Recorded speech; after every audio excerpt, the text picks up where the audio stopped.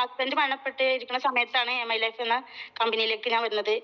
എൻ്റെ അലിക്കുൻ സാറും നഫീസത്ത് മാഡാണ് എന്നെ ഇതിലേക്ക് കൊണ്ടുവന്നത്. എനിക്ക് ഇത് ഇരിക്കുന്ന സമയത്ത് ഉറക്കമില്ലായ്മ, കുറെ ബുദ്ധിമുട്ടുകൾ ഉണ്ടായിരുന്നു, ടെൻഷൻ കൊണ്ടായിരുന്നു. അങ്ങനെ എൻ്റെ ഇത് കഴിഞ്ഞതിന് ശേഷം ഞാൻ ഡോക്ടറെ കാണിച്ചപ്പോൾ എനിക്ക് തൈറോയ്ഡ് എന്ന അസുഖം ഉണ്ടെന്ന് പറഞ്ഞു. ആ സമയത്ത് നഫീസത്ത് മാഡം സുലൈഖ മാഡത്തിന്റെ വീട്ടിലൊരു മീറ്റിംഗ് ഉണ്ട്. അപ്പൊ ധാരാളി സാറ് വരുന്നുണ്ട്, അലി സാറൊക്കെ ഉണ്ട്. അവിടെ വന്നിട്ട് അവരൊന്ന് റിസൾട്ട് ഒന്ന് കാണിച്ചു നോക്കുമെന്ന് പറഞ്ഞു. അങ്ങനെ ഇൻഷാ അല്ലാഹ് ഞാന് കാണിച്ച്. അങ്ങനെ തൈറോയ്ഡ് ഒരുപാടുണ്ട്, പിന്നെ നല്ല രക്തക്കുറവൊക്കെ ഉണ്ടെന്ന് പറഞ്ഞു. അപ്പോൾ ഫീലിംഗ് സിറപ്പും തൈ ഹെൽത്തും എന്നോട് 6 മാസം കണ്ടിന്യൂ കഴിക്കാൻ പറഞ്ഞു. അങ്ങനെ കഴിച്ച് എൻ്റെ തൈറോയ്ഡ് ഫുള്ളായി മാറി. മാഷാ അല്ലാഹ് ഇപ്പോൾ എനിക്ക് ഉറക്കമുണ്ട്. അപ്പോൾ അന്ന് മുതൽ എനിക്ക് ഉറക്കും, നല്ല മനസ്സിന് സമാധാനം. പിന്നെ തന്നെയില്ല, MI ലൈഫിൽ വന്നതിന് ശേഷമാണ് എനിക്ക് മനസ്സിനൊരു സമാധാനം കിട്ടിയത്. ഞാൻ ജീവിക്കേ വേണ്ടി മരിക്കേ വേണ്ടി അങ്ങനത്തെ ഒരു സാഹചര്യത്തിലാണ്. 5 പെൺമക്കളാണ് എനിക്ക്. ഹസ്ബൻഡ് മരിക്കുന്നതിന്റെ 20 ദിവസം മുന്നേ ഒരാങ്ങളെ മാത്രമേ ഉണ്ടായിരുന്നുള്ളൂ. ഞങ്ങൾ 2 മക്കളാണ്, ഞാനും എൻ്റെ ആങ്ങളെയും മരണപ്പെട്ട്, ഹസ്ബൻഡ് മരണപ്പെട്ട്. പിന്നെ എങ്ങനെ ഞാൻ ജീവിക്കുന്നുള്ള ഒരു അന്തരീക്ഷത്തിലായിരുന്നു എൻ്റെ 5 പെൺമക്കളും. അങ്ങനെ ഇരിക്കുമ്പോഴാണ് ഈ MI ലൈഫ് എന്ന നല്ലൊരു കമ്പനി നമ്മളെ മുന്നിലേക്ക് കടന്നു വരുന്നത്. അങ്ങനെ ഈ കമ്പനിയിലേക്ക് നമ്മൾ വന്നതിന് ശേഷം എനിക്ക് നല്ല മനസ്സമാധാനമായി. എനിക്ക് അനിയത്തിയില്ല, ജ്യേഷ്ഠത്തിയില്ല, ആങ്ങളില്ല, ആരുമില്ലാത്ത സാഹചര്യത്തിൽ ഞാൻ ജീവിക്കുന്ന സമയത്ത് എനിക്ക് കുറേ ജ്യേഷ്ഠത്തി അഞ്ചത്തിമാരെ സഹോദരന്മാരൊക്കെ കിട്ടി. നല്ല സന്തോഷത്തിലാണ്. എനിക്കിപ്പോ നല്ല മനസ്സമാധാനമുള്ള ഒരു അന്തരീക്ഷത്താണ്.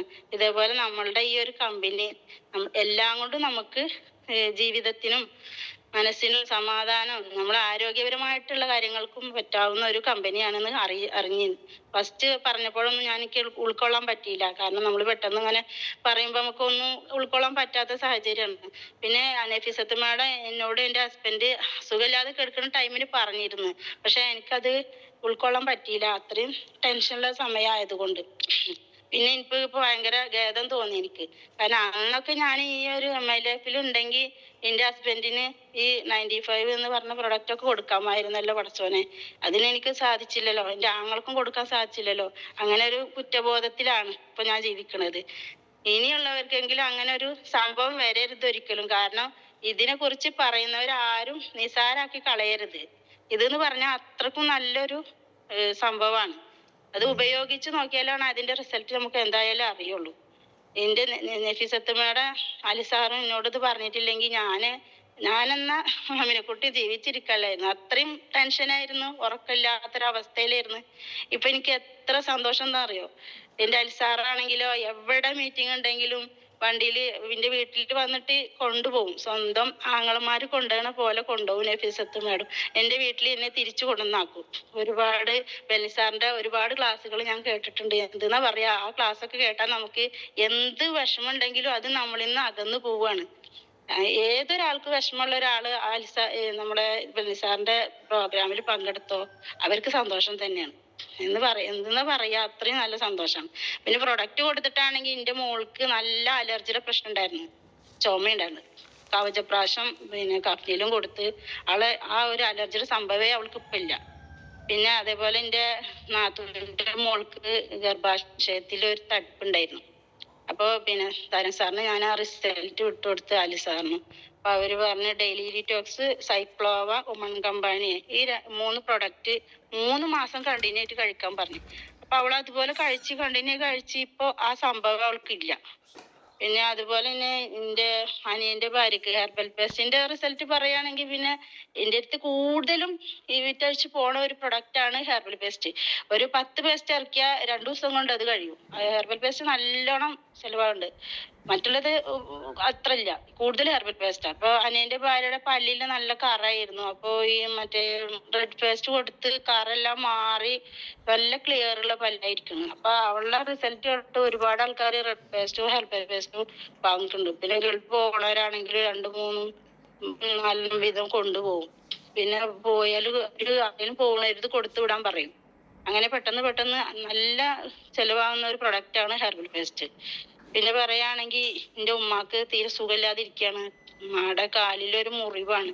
അപ്പൊ നേരത്തെ ഉണ്ടായിരുന്നു ക്യാൻസർ, ഈ RCCയിലെ ട്രീറ്റ്മെന്റ് ആയിരുന്നു. അപ്പൊ ഞാൻ ഇതിലേക്ക് വന്നതിന് ശേഷം ഉമ്മാക്ക് 95 കൊടുത്തിരുന്നു. പിന്നെ ഈ ട്രീറ്റ്മെന്റ് ചെയ്യുന്ന സമയത്ത് ഡോക്ടർ ഒരു CT സ്കാനിങ് എടുക്കാൻ പറഞ്ഞു. തൊടയിലൊരു ചെറുതായിട്ടൊരു മുഴ ഉണ്ടെന്ന് പറഞ്ഞു. അപ്പൊ ഡോക്ടേഴ്സ് എല്ലാരും കൂടി പറഞ്ഞു ഇത് ക്യാൻസറിന്റെ തന്നെ ആവും, സർജറി വേണം, വലിയ സർജറി ആവും, കുറച്ച് റിസ്ക് ആണെന്നൊക്കെ പറഞ്ഞു. എനിക്ക് നല്ല ധൈര്യമുണ്ട്, കാരണം എന്താ പറയുക നമ്മള് 95 കൊടുക്കുന്നത്. അങ്ങനെ CT പിന്നെ ബയോപ്സിക്ക് തയ്യാറായി. ബയോപ്സി ചെയ്ത് നോക്കുമ്പോൾ അതിൽ ക്യാൻസറിന്റെ അണുക്കളേ ഇല്ല, ക്യാൻസറേ അല്ല. നമ്മുടെ ഈ ലൈഫിലേക്ക് വന്നതിന് ശേഷം എനിക്ക് മനസ്സിന് സമാധാനം, ശാരീരികമായിട്ടും എല്ലാ ബുദ്ധിമുട്ടുകളും മാറിയെന്ന് തന്നെ പറയാം. ഞാനായിട്ട് ജീവിക്കണ തന്നെ ഈ MI ലൈഫിലേക്ക് വന്നതിന് ശേഷമാണ്.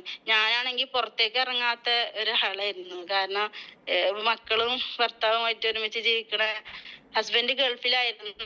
ഗൾഫില് ജോലി ചെയ്യുന്ന സമയത്താണ് അറ്റാക്കിന്റെ അസുഖം വന്നത്. അപ്പോ ഈ ബൈപ്പാസ് സർജറി കഴിഞ്ഞ്, പിന്നെ ബൈപ്പാസ് സർജറി കഴിഞ്ഞതിന് ശേഷം നാട്ടിലൊരു ഷോപ്പ് ഇട്ടിട്ട് കഴിഞ്ഞ സമയത്താണ് ലെൻസിന് ഒരു പ്രശ്നം വന്ന് ആ കൊറോണയുടെ ഇതില് കൊറോണ വന്ന് അങ്ങനെ മരണപ്പെട്ടതാണ്. ആങ്ങൾക്ക് കൊറോണ ഒന്നും ഉണ്ടായിരുന്നില്ല, പക്ഷെ അറ്റാക്ക് വന്ന് മരിച്ച്. അങ്ങനത്തെ ഒരു ദുഃഖത്തിൽ ജീവിക്കുന്ന ഒരു അന്തരീക്ഷത്തിലാണ് MI ലൈഫ് കടന്നത്. പറയുകയാണെങ്കിൽ MI ലൈഫാണ് ഞാനിന്ന് ജീവിച്ചിരിക്കുന്നതിന്റെ രഹസ്യം എന്ന് തന്നെ പറയാം. എന്റെ മോൾക്ക് പിന്നെ വിശേഷം ഉണ്ടായിട്ടുണ്ടായിരുന്നു. അപ്പൊ സ്കാൻ ചെയ്തപ്പോ ഹാർട്ട് ബീറ്റ് വന്നിട്ടില്ല എന്ന് പറഞ്ഞു. ഹാർട്ട് ബീറ്റ് വന്നില്ല എന്ന് പറഞ്ഞപ്പോ അവര് അബോർഷൻ ചെയ്യണമെന്ന് പറഞ്ഞിട്ട് ഗുളികകളൊക്കെ കൊടുത്ത് 2 മാസം വരെ കൊടുത്തിട്ടും ഇത് ഫുള്ളും അബോർഷൻ ആവാത്തൊരു കണ്ടീഷനായിരുന്നു. അപ്പൊ ഞാൻ നമ്മളുടെ വുമൺ കമ്പാനിയൻ കൊടുത്തപ്പോ ഒരു 3 ബോട്ടിൽ വുമൺ കമ്പാനിയൻ കൊടുത്തപ്പോ അത് ഫുള്ളും ക്ലിയർ ആയി. DNC വേണമെന്ന് പറഞ്ഞാൽ അതില്ലാതെ കണ്ടിട്ട് അത് ഫുള്ളും പോയി. അതാണ് ഒരു റിസൾട്ട്. അത് മാഷാ അല്ലാഹ് ഞാന് അത് ഒരു വലിയ റിസൾട്ട് തന്നെ. ആദ്യത്തെ പ്രഗ്നന്റ് ആയതാണ്. അപ്പൊ അവൾക്ക് പിന്നെ ഇത് സൈക്ലോവ കമ്പാനിയൻ കൊടുക്കുന്നുണ്ട്.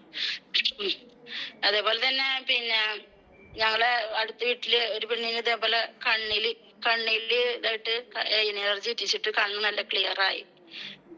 പിന്നെ എന്ത് മുറിവ് പറ്റിയാലും ഓടി വരും മരുന്നുണ്ടാ പറഞ്ഞിട്ട്.